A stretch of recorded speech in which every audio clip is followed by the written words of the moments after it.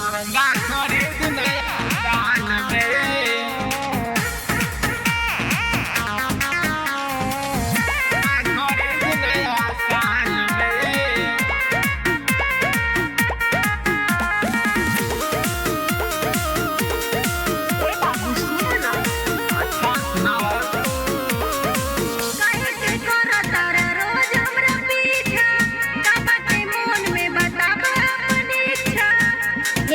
सुनो ना।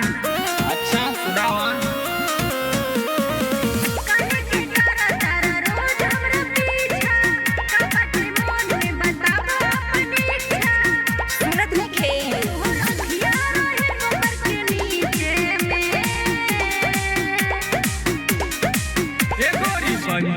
माल फिल हाल में जे हम लहंगा खरीद नया साल में गोरी बन जाई तू माल फिल हाल में जे हम लहंगा खरीद नया साल में क्या खरीद नया साल में क्या खरीद नया साल में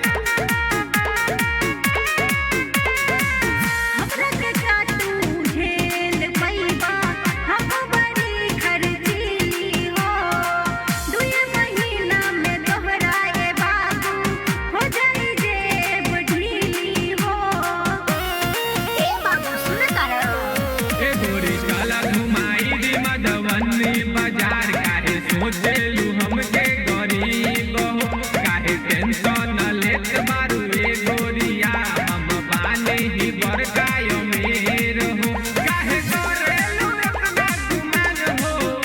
अरे बन जाई तू गुजर के हमार हो ए गोरी बन जाई तू माल किले हाल में दे हम लहंगा खरीद नया साल में गोरी बन जाई तू माल किले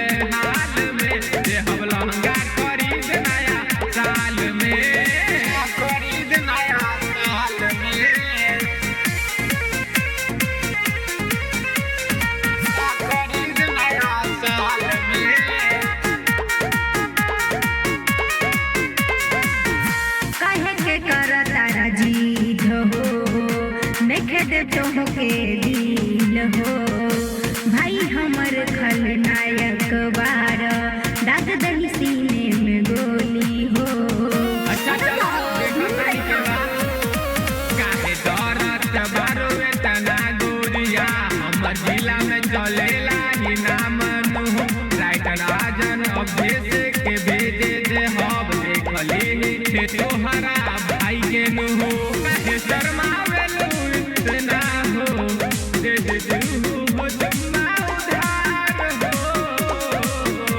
ए गोरी बन जाई तू माल दिल हाल में जे हम लहंगा खरीद नया साल में गोरी बन जाई तू माल दिल हाल में जे हम लहंगा खरीद नया साल में ज्यादा मत फेंकल करो हम सब बुझाता है। ठीक बा बुझ गई तो